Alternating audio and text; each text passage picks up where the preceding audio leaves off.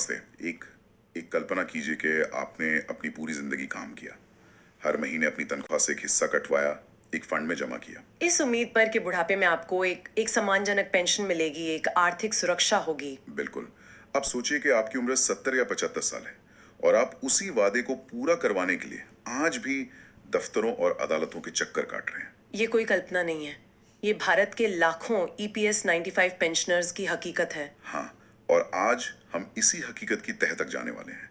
हमारे पास कुछ दस्तावेज हैं, पेंशनर्स एसोसिएशन के कुछ पत्र हैं, EPFO मतलब भविष्य निधि संगठन का एक डिमांड लेटर है। और हाल ही में हुई एक मीटिंग की रिपोर्ट भी है। इन सबको मिलाकर हम ये समझने की कोशिश करेंगे कि 1995 में शुरू हुई एक सीधी सादी सी लगने वाली पेंशन योजना आज एक इतने बड़े कानूनी और मानवीय संकट का रूप क्यों ले चुकी है। हम ये भी देखेंगे कि पेंशनर्स की असल मांगे क्या है, उन मांगों पर अधिकारियों का क्या कहना है, और सबसे जरूरी, इस पूरे गतिरोध का मतलब क्या है। तो चलिए इन दस्तावेजों की परतों को खोलते हैं, इस कहानी को बिल्कुल शुरू से शुरू करते हैं। ये जो EPS 95 योजना है, कर्मचारी पेंशन योजना, ये हमेशा से ऐसी नहीं थी, है ना? नहीं, बिल्कुल नहीं। इसकी जड़ें तो 1971 की परिवार पेंशन योजना में है। लेकिन जो इसका आज का स्वरूप है वो 16 नवंबर 1995 को सामने आया। और मकसद क्या था उस समय? मकसद था कर्मचारियों को रिटायरमेंट के बाद एक सामाजिक सुरक्षा देना। और शुरुआत में नियम काफी सीधे थे। पेंशन योग्य वेतन की एक सीमा थी, 5,000 रुपए प्रति माह। अच्छा, मतलब अगर किसी की तनख्वाह ज्यादा भी हो तो पेंशन की गणना सिर्फ 5,000 रुपए पर ही होती थी। सही समझे।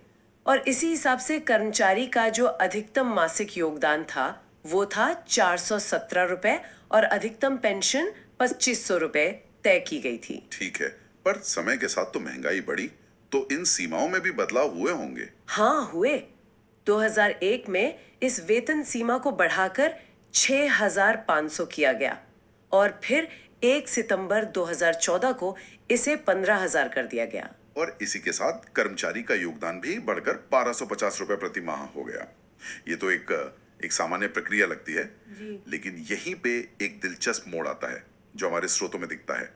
2012 में सांसद श्री भगत सिंह कोश्यारी की अध्यक्षता में कमेटी बनी थी। जी, और ये बहुत महत्वपूर्ण है। इस कमेटी को पेंशन प्रणाली की समीक्षा करने का काम दिया गया था। 2013 में कमेटी ने अपनी रिपोर्ट सौंपी और एक बहुत बहुत अहम सिफारिश की। क्या सिफारिश थी? उन्होंने कहा कि न्यूनतम पेंशन को बढ़ाकर 3,000 रुपए प्रति माह किया जाए और उसे महंगाई भत्ते से भी जोड़ा जाए। 3,000 रुपए, ये आज के हिसाब से तो बहुत ज्यादा नहीं लगता, लेकिन 2013 में ये एक सम्मानजनक बढ़ोतरी होती। तो इस सिफारिश का क्या हुआ? यही तो इस कहानी का सबसे निराशाजनक पहलू है। वो रिपोर्ट पिछले 10 सालों से भी ज्यादा समय से राज्यसभा में लंबित पड़ी है। क्या कह रही है, 10 साल से? जी, 10 साल से उस पर कोई कार्रवाई नहीं हुई। अगर उस वक्त ये सिफारिश मान ली जाती तो शायद आज ये संघर्ष इतना बड़ा रूप नहीं लेता। मतलब समस्या को बहुत पहले ही पहचान लिया गया था, लेकिन समाधान को एक तरह से ठंडे बस्ते में डाल दिया गया। बिल्कुल। और इसी वेतन सीमा के बदलाव और सालों की निष्क्रियता से ही इस पूरे विवाद की सबसे बड़ी जड़ जुड़ी हुई है, जिसे हम हायर पेंशन के नाम से जानते हैं। आखिर ये है क्या और क्यों इस पर इतना बड़ा कानूनी दांवपेच चल रहा है? इसे सरल शब्दों में समझते हैं। जैसा कि हमने बात की, पेंशन की गणना एक निश्चित वेतन सीमा पर होती थी, जैसे 5,000 या 15,000। हाँ। लेकिन कई कर्मचारी ऐसे थे जिनकी असल तनख्वाह इस सीमा से कहीं ज्यादा थी, और उन्होंने अपने नियोक्ता के साथ मिलकर अपने असल वेतन पर योगदान दिया था, ना कि सिर्फ उस ऊपरी सीमा पर। अच्छा, तो उनका तर्क ये था कि अगर हमने योगदान अपनी पूरी तनख्वाह पर दिया है तो हमारी पेंशन की गणना भी उसी पूरी तनख्वाह पर होनी चाहिए, न कि उस 15,000 रुपए की सीमा पर। बिल्कुल, यही हायर पेंशन का मूल सिद्धांत है। ये मामला सालों तक अदालतों में चला और आखिरकार 4 नवंबर 2022 को सुप्रीम कोर्ट ने एक ऐतिहासिक फैसला सुनाया। और फैसला किसके पक्ष में था? पेंशनर्स के पक्ष में। अदालत ने साफ कहा कि जिन कर्मचारियों ने वास्तविक वेतन पर योगदान दिया है वो उसी अनुपात में हायर पेंशन पाने के हकदार हैं। तो मतलब पेंशनर्स के लिए ये एक बहुत बड़ी जीत थी, दशकों की लड़ाई का फल मिला। हाँ, ऐसा ही लगा था। लेकिन हमारे दस्तावेज बताते हैं कि असली लड़ाई तो इस फैसले के बाद शुरू हुई। एकदम सही। सुप्रीम कोर्ट के आदेश के बाद EPFO ने हायर पेंशन के लिए ऑनलाइन आवेदन मंगवाए और यहाँ जो आंकड़े हैं वो चौंकाने वाले हैं। हमारे स्रोतों के मुताबिक लगभग 15,20,000 आवेदन जमा हुए। एक मिनट, 15.5 लाख से ज्यादा आवेदन? ये तो बहुत बड़ी संख्या है। हाँ, लेकिन जो इसके बाद हुआ वो तो और भी हैरान करने वाला है। क्या हुआ? इन 15,20,000 आवेदनों में से करीब 11 लाख आवेदन खारिज कर दिए गए। 11 लाख? मतलब 70% से भी ज्यादा? जी, 70% से भी ज्यादा। और अब तक सिर्फ 5,500 पेंशनर्स को ही हायर पेंशन का लाभ मिल पाया है, जो 3,500 रुपए से लेकर 46,000 रुपए तक है। 15 लाख में से 11 लाख आवेदन खारिज? ये कैसे हो सकता है? क्या हमारे स्रोतों से ये पता चलता है कि इतनी बड़ी संख्या में आवेदन खारिज क्यों हुए? क्या कोई कोई मामूली कागजी गलतियां थीं या कोई बड़ा नीतिगत फैसला था? यही तो इस संघर्ष का सबसे निराशाजनक पहलू है। कई मामलों में पेंशनर्स को कारण स्पष्ट ही नहीं किए गए, बस खारिज कर दिया। ये एक तरह की प्रशासनिक दीवार बन गई है। मतलब सुप्रीम कोर्ट के फैसले के बावजूद 70% से ज्यादा लोगों को प्रक्रिया के स्तर पर ही रोक दिया गया। ये सिर्फ एक आंकड़ा नहीं है। ये हजारों पेंशनर्स की उम्मीदों का टूटना है, जो सालों से इस फैसले का इंतजार कर रहे थे। और जो लोग इस दीवार को पार करने में कामयाब भी हुए, उनके लिए भी रास्ता आसान नहीं था। हमारे पास ईपीएफओ का एक प्रोविजनल डिमांड लेटर है। ये क्या है? ये एक तरह का बिल है।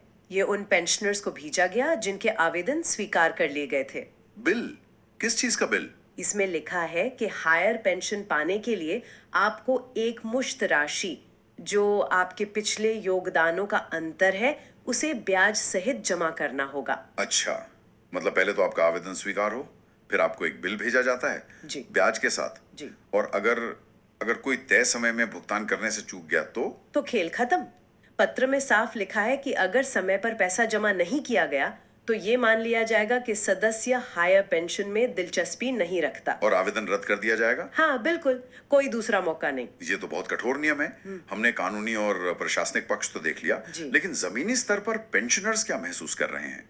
हमारे पास एक मराठी में छपा पर्चा है, जी। जो सिर्फ मांगों की लिस्ट नहीं है, बल्कि इन पेंशनर्स की आवाज है। बिल्कुल, और ये पर्चा बताता है कि उनकी लड़ाई सिर्फ हायर पेंशन की गणना तक सीमित नहीं है। उनकी मांगे कहीं ज्यादा बुनियादी हैं। जैसे कि वे 9,000 रुपए की न्यूनतम पेंशन और उस पर महंगाई भत्ता चाहते हैं।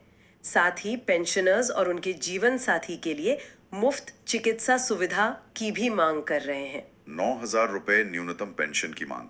क्यों? इसके पीछे क्या तर्क है? इसका जवाब भी उसी पर्चे में है। उसमें लिखा है कि आज औसत पेंशन सिर्फ 1,280 रुपए प्रति माह है। एक मिनट, 1,280 रुपए प्रति माह? जी, आज के समय में इस रकम का मतलब है करीब 42 रुपए रोज।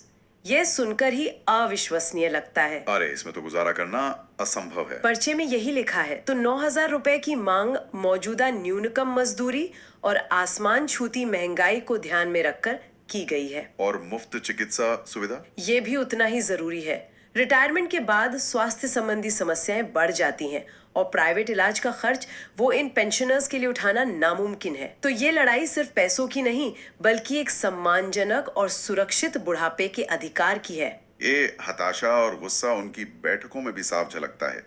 हमारे पास 3 फरवरी 2026 को हुई एक बैठक की रिपोर्ट है, जो पेंशनर्स एसोसिएशन के प्रतिनिधियों और ईपीएफओ के अधिकारियों के बीच हुई थी। इस बैठक से क्या निकला? संक्षेप में कहूं तो कुछ भी नहीं। ये रिपोर्ट एक तरह से दीवार से बात करने जैसी कहानी बताती है। जब पेंशनर्स ने न्यूनतम पेंशन 9,000 रुपए करने की मांग उठाई तो उन्हें एक मानक जवाब मिला। क्या जवाब था? मामला वित्त मंत्रालय द्वारा जांचा जा रहा है। ये तो एक तरह का क्लासिक टालने वाला जवाब लगता है।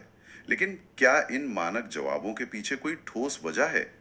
क्या ईपीएफओ के पास फंड की कमी है, या ये सिर्फ एक नौकरशाही की जिद है कि वे झुकेंगे नहीं? ये एक बड़ा सवाल है। ईपीएफओ का पक्ष यह रहा है कि अगर सभी को हायर पेंशन दी गई या न्यूनतम पेंशन इतनी बढ़ाई गई तो फंड की स्थिरता पर असर पड़ेगा। लेकिन पेंशनर्स की दलील है कि उन्होंने अपने हिस्से का योगदान पहले ही दे दिया है और ईपीएफओ ने उस पैसे को सालों तक निवेश करके कमाया है। तो ये फंड की कमी वाली दलील उन्हें सिर्फ एक बहाना लगती है। बैठक में और क्या हुआ? उन लोगों का क्या जिन्होंने डिमांड लेटर का भुगतान समय पर नहीं किया? जब उनके लिए एक और मौका देने की मांग की गई तो जवाब और भी सीधा और कठोर था।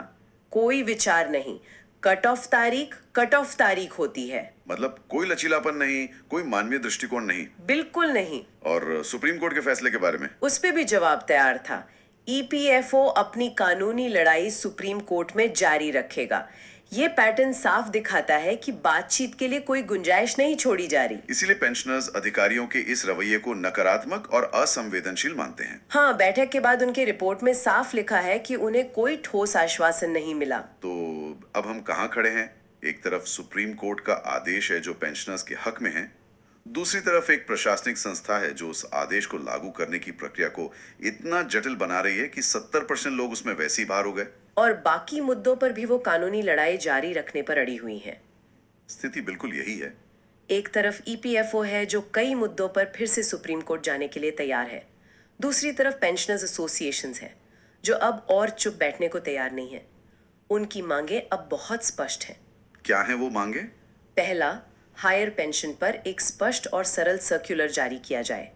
दूसरा, जिन लोगों से भुगतान में देरी हुई उन पर जुर्माना ना लगाया जाए और उन्हें एक और मौका दिया जाए। और तीसरा? तीसरा, पेंशन की गणना कैसे की जा रही है उसका पूरा हिसाब किताब दिया जाए। और सबसे महत्वपूर्ण, उनकी शिकायतों को सुनने के लिए नियमित बैठकें की जाएं। लेकिन एक तर्क ये भी दिया जा सकता है कि अगर सरकार न्यूनतम पेंशन को महंगाई भत्ते के साथ 9,000 रुपए कर देती है तो इसका वित्तीय बोझ बहुत ज्यादा होगा। क्या स्रोतों में इस पहलू पर कोई जानकारी है? ये ईपीएफओ और सरकार का सबसे बड़ा तर्क है। वे कहते हैं कि फंड का एक्चुएरियल बैलेंस, मतलब आय और व्यय का जो संतुलन है, वो बिगड़ जाएगा। लेकिन पेंशनर्स के विशेषज्ञ पलटकर सवाल करते हैं कि ईपीएफओ के पास एक बहुत बड़ा अनक्लेम्ड अमाउंट पड़ा है, यानी ऐसा पैसा जिसका कोई दावेदार नहीं है। उनका कहना है कि उस फंड का इस्तेमाल क्यों नहीं किया जा सकता। अच्छा। साथ ही वे यह भी कहते हैं कि ये एक सामाजिक सुरक्षा योजना है, कोई मुनाफा कमाने वाली कंपनी नहीं। सरकार को इसमें अपना योगदान देना चाहिए। तो ये सिर्फ हिसाब किताब की लड़ाई नहीं बल्कि नजरिए की लड़ाई है। पेंशनर्स इसे अपने अधिकार की तरह देखते हैं और शायद अधिकारी इसे एक वित्तीय बोझ की तरह। बिल्कुल, और इसीलिए पेंशनर्स की अपनी रणनीति भी अब बहुआयामी हो गई है। वे विरोध प्रदर्शन जारी रखेंगे। अच्छा। खारिज किए गए 11 लाख आवेदनों को बहाल करवाने के लिए काम करेंगे और जिन लोगों को भुगतान का दूसरा मौका नहीं मिला उनके लिए फिर से अदालत का दरवाजा खटखटाएंगे। मतलब ये एक साथ कई मोर्चों पर लड़ी जाने वाली लड़ाई है। जी। तो ये थी 1995 में शुरू हुई एक पेंशन योजना की कहानी जो आज अदालती लड़ाइयों, धूल खाती कमेटियों की रिपोर्टों और एक ऐसे गहरे गतिरोध में फंसी हुई है जहां लाखों लोगों की उम्मीदें प्रशासनिक दांवपेच में उलझ कर रह गई हैं। ये सभी दस्तावेज एक ही कहानी कहते हैं। ये एक स्पष्ट टकराव है। एक तरफ न्यायिक फैसले हैं जो नागरिकों के पक्ष में है और दूसरी तरफ एक प्रशासनिक निकाय है जो उन्हीं फैसलों को लागू करने में या तो हिचकिचा रहा है या उन्हें कानूनी चुनौतियों से और जटिल बना रहा है। आखिर में ये सब सुनकर एक ही सवाल मन में आता है, और वो सवाल सिर्फ इस पेंशन योजना के बारे में नहीं है, बल्कि यह एक बड़ा सवाल है कि एक कल्याणकारी राज्य में व्यवस्था और नागरिकों के बीच का रिश्ता कैसा होना चाहिए।